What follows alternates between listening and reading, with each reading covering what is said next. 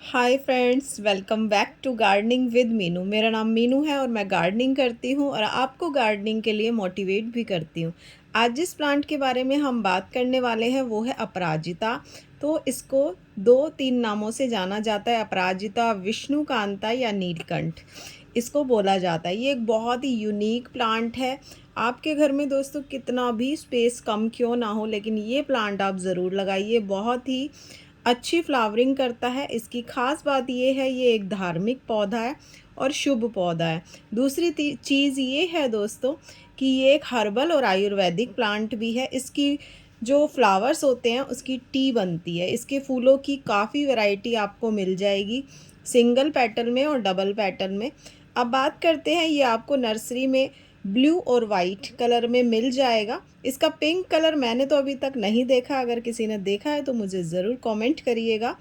किसी के यहाँ से अगर आपको इसके सीड्स मिल जाते हैं ना, तो फिर वो आप लगा सकते हैं। तो सीड्स लगाने का जो बेस्ट सीज़न होता है वो मैं आपको बता देती हूँ। तो इसको आप या तो स्प्रिंग सीज़न में लगाइए या फिर मॉनसून सीज़न में लगाइए।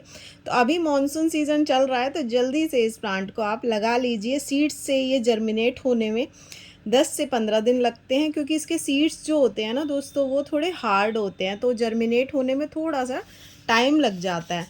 अब बात करते हैं दोस्तों, ये एक टिपिकल समर प्लांट है। 15 से 35 डिग्री में ये बहुत अच्छा ग्रो करता है। विंटर में थोड़ा सा स्ट्रेस में जाएगा। इसको शेड में रखना ज़रूरी हो जाएगा विंटर में। और हाँ, जून की गर्मी में इसको बिल्कुल भी आपने गर्म पानी नहीं देना है। जैसे टंकी का गर्म पानी हो जाता है छत पर, तो वैसा पानी आपने इसमें नहीं डालना है।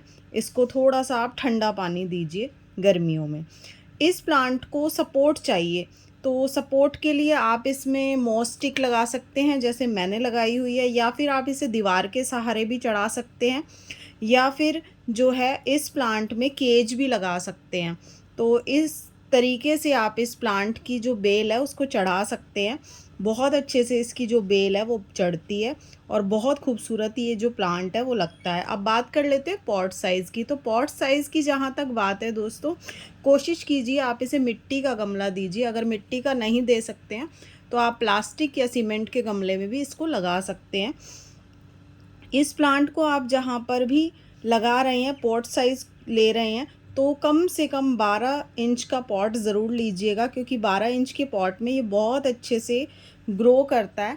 इसकी जड़ें भी अच्छी फैलती हैं और इसकी जो बेल होती है वो भी तेज़ी से बढ़ती है। जितना ये ऊपर की तरफ बढ़ता है ना, उतना नीचे से इसकी जड़ें भी बढ़ती हैं। तो ये बात ध्यान रखते हुए आप इसे 12 इंच का बड़ा पॉट दीजिए। और अगर 12 इंच से बड़ा पॉट दे रहे हैं, यानी कि 14-16 इंच का पॉट दे रहे हैं, तो उसमें 2-3 अपराजिता के प्लांट आप उसमें लगा सकते हैं, जिससे बहुत ही एक अच्छा लुक आ जाता है। अलग अलग कलर की अगर अपराजिता आप वाइट ब्लू लगा देते हैं ना, तो बहुत सुंदर लगती हैं।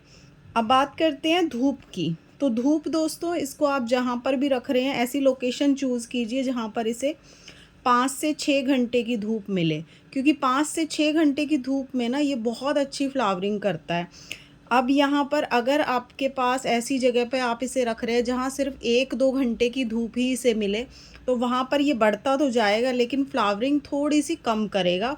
उतनी ज़्यादा फ्लावरिंग नहीं करेगा जितनी इसे करनी चाहिए।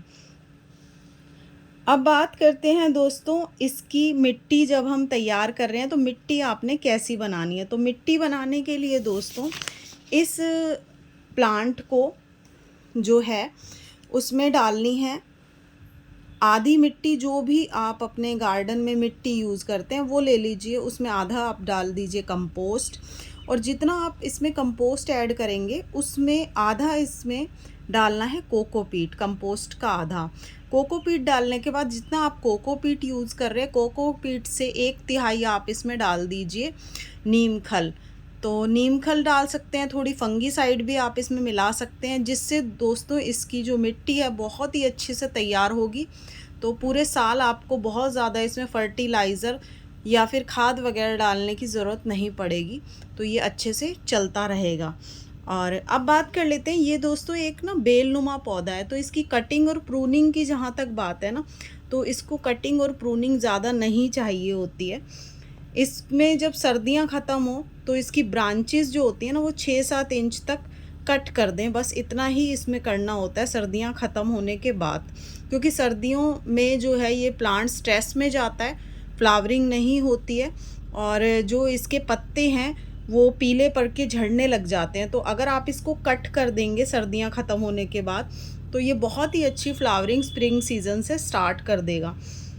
अब बात करते हैं इसकी सीड्स की, कि सीड्स आपने कैसे लेने हैं। तो सीड्स जो होते हैं ना दोस्तों वो इसी के फूलों में ही होते हैं। जो फूल होते हैं दोस्तों खिले हुए, कुछ दिन बाद जब 1-2 दिन बाद फूल जब बंद हो जाते हैं खिलकर, तो उसी में ही ना एक फली बनती है। वो पहले तो ग्रीन कलर की होती है, फिर बाद में वो ब्राउन हो जाती है, यानी थोड़ी सख्त हो जाती है। मेरे इस प्लांट में ना अभी बनी नहीं हुई, नहीं तो मैं आपको दिखा देती। तो जब वो थोड़ी ब्राउन हो जाए तब उसके अंदर सीड्स बनते हैं। वो वाले सीड्स जो हैं आप इसके मिट्टी में डालकर इस प्लांट को आसानी से जो है लगा सकते हैं, बहुत आसानी से ये लग जाता है। अब फ्लावरिंग की जहाँ तक बात है ना दोस्तों, अगर आप ज़्यादा फ्लावरिंग इसमें चाहते हैं तो सीड पॉट को जैसे ही मैच्योर हो जाए, सीड पॉट आपका ब्राउन हो जाए, तो आप वहाँ से हटा दो प्लांट पे से। नहीं तो प्लांट जो है सीड पॉट बनाने में ही पूरा टाइम लगा देगा, लंबाई बढ़ाने में ही टाइम लगा देगा और जो फ्लावरिंग है वो रोक देगा। तो ये बात आपने ख़ास ध्यान रखनी है। अब बात करते हैं दोस्तों इसके पानी देने की, कि इसको पानी कितना चाहिए। तो प्लांट दोस्तों समर फ्लावरिंग प्लांट है, बेलनुमा प्लांट है, तो पानी इसमें चाहिए ही होता है। जब मिट्टी सूख जाए तो पानी देना होता है, लेकिन मिट्टी इतनी भी मत सूखने दीजिएगा कि ये जो प्लांट है बिल्कुल मिट्टी अगर इसकी सख्त हो जाएगी ना तब भी ये फ्लावरिंग को रोक देता है। तो इसमें दोस्तों मिट्टी को हमेशा आप नम बना के रखिए। अगर आपको लगे मिट्टी सूख गई है तो पानी दे दीजिए, अगर आपको लगे मिट्टी बस 1 से 2 घंटे बाद सूख जाएगी तब भी आप इसमें पानी दे देंगे तो ज़्यादा अच्छा रहेगा। अब बात करते हैं फर्टिलाइज़र की। तो महीने में 1 दिन आप डिसाइड कर लीजिए जिस दिन आप इसमें गुड़ाई करके ना अच्छे से साइडों में कंपोस्ट डाल सकें। तो ऐसा एक दिन आप डिसाइड कर लीजिए।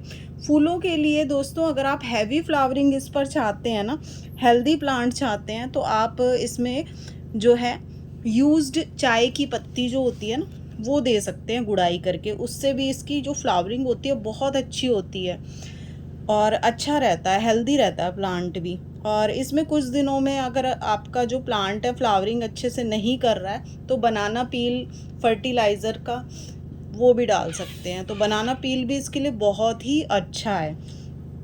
अब बात करते हैं पेस्ट वगैरह की। इस पर पेस्ट का वैसे तो अटैक इतनी जल्दी नहीं होता है।